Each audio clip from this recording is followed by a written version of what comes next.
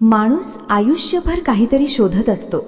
सुख शोधतो, शांती शोधतो, समाधान शोधतो. पण शोधता शोधता एक गोष्ट लक्षात येत नाही. आपण जे शोधतोय त्याच्याच शोधात आपण हरवत जातो. संत तुकाराम महाराज म्हणतात, मी सिदोरी मागायला गेलो, म्हणजे जीवनाला खरं पोषण देणारं अन्न शोधायला गेलो. पण तिथे देव मिळाला नाही. तिथे भेटली ती फक्त माया, संसार, गुंतागुंत. आज आपण सगळेच त्या मायाघरात अडकलो आहोत का? देवाचं नाव ओठांवर आहे, पण मन मात्र अजून बाहेरच अडकलेलं आहे का? या प्रश्नांची उत्तरं शोधण्यासाठी चला संत तुकाराम महाराजांचा हा गहिरा अभंग मनाच्या दारावर अलगद ठेवूया. अभंग 234. मागायास गेलो सिदोरी, तुझ्या माया घरी गांजी येलो का? तुझ विणे ते नेदी कोणा, सांगता खुणा जीवे गेलो. बायान विण केली येरझार, आता पुरे घर तुझी माया. तुका म्हणे तू आम्हा वेगळा, राहे गोपाळा. या अभंगात संत तुकाराम महाराज आपल्या आयुष्याचा अत्यंत प्रामाणिक आणि वेदनादायक अनुभव मांडतात. मागायास गेलो सिदोरी या ओळीत सिदोरी म्हणजे केवळ भाकरी नव्हे, तर जीवनाला पोषण देणारं खरं आध्यात्मिक अन्न, शांती, समाधान, देवाची अनुभूती. तुकाराम महाराज सांगतात की मी देवाच्या शोधात, आत्मशांतीच्या शोधात निघालो, पण प्रत्यक्षात तुझ्या मायाघरात अडकून पडलो. संसार, नाती, मोह, अपेक्षा, मान अपमान ह्यांचं जाळं इतकं घट्ट आहे की त्यातून सुटायचं भानच राहत नाही. दुसऱ्या ओळीत ते अत्यंत ठामपणे सांगतात, तुझं विणे ते नेदी कोणा. देवाशिवाय कोणीही आपल्याला खरी दिशा देऊ शकत नाही. पैसा, माणसं, नाती, सल्ले हे सगळं क्षणिक आहे. तुकाराम महाराज म्हणतात की देवाची खूण, देवाचा मार्ग सांगत राहिलो, पण सांगता सांगताच माझं आयुष्यच निघून गेलं. म्हणजेच केवळ बोलण्यात, उपदेशात, चर्चा करण्यात आयुष्य संपतं. प्रत्यक्ष आचरणात भक्ती येत नाही, ही खंत ते व्यक्त करतात. बायान विण केली येरझार या ओळीत ते म्हणतात की संसारात इतकी धावपळ, इतकी भटकंती केली की आता थकून गेलो आहे. बायको, घर, संसार हे सगळं वाईट आहे असं ते म्हणत नाहीत, पण ह्यात अडकून देव विसरला जाणं ही खरी अडचण आहे.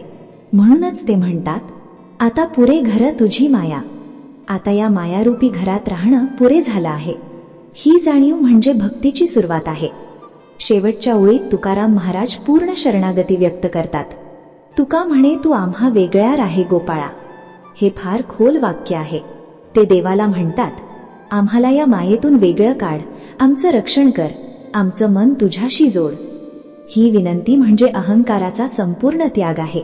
स्वतःच्या शक्तीवर नाही, तर देवाच्या कृपेवर विश्वास ठेवणं हीच खरी भक्ती आहे. सुंदर शिकवण. संत तुकाराम महाराजांचा हा अभंग आपल्याला अत्यंत वास्तव आणि कठोर सत्य शिकवतो. आपण सगळे आयुष्यात काही ना काही सिदोरी शोधत असतो. सुख, शांती, पैसा, स्थैर्य, समाधान. पण ती शोधताना आपण नकळत मायाघरात अडकतो. संसार चालवताना, जबाबदाऱ्या पेलताना, अपेक्षा पूर्ण करताना देव मागे पडतो. हा अभंग आपल्याला सांगतो की देवाशिवाय जीवनाची दिशा मिळत नाही. कितीही माणसं आजूबाजूला असली, कितीही साधनं हातात असली, तरी अंतःकरणातली पोकळी भरून येत नाही. कारण खरी शांती बाहेर नाही, ती आत आहे, आणि ती फक्त देवाशी नातं जोडलं की मिळते. तुकाराम महाराजांची शिकवण ही संसार सोडण्याची नाही, तर संसारात अडकून न पडण्याची आहे. घर, नाती, काम हे सगळं करताना मन देवाशी जोडलेलं राहणं गरजेचं आहे. नाहीतर आयुष्य सांगता खुणा जीवे गेलो असंच निघून जातं.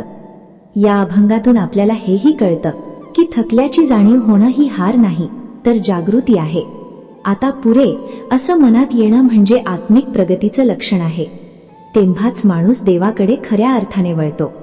शेवटी तुकाराम महाराजांसारखी नम्र प्रार्थना आपल्यालाही करता आली पाहिजे. हे देवा, आम्हाला या मायेतून वेगळं काढ, आमचं मन तुझ्यात ठेव. हीच शिकवण आपल्या जीवनात उतरली तर संसार राहील, पण बंधन राहणार नाही. धन्यवाद.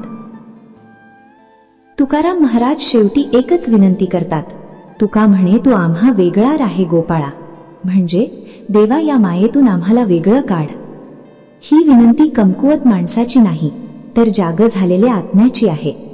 संसार सोड म्हणत नाही संत, पण संसारात अडकू नकोस असं मात्र नक्की सांगतो.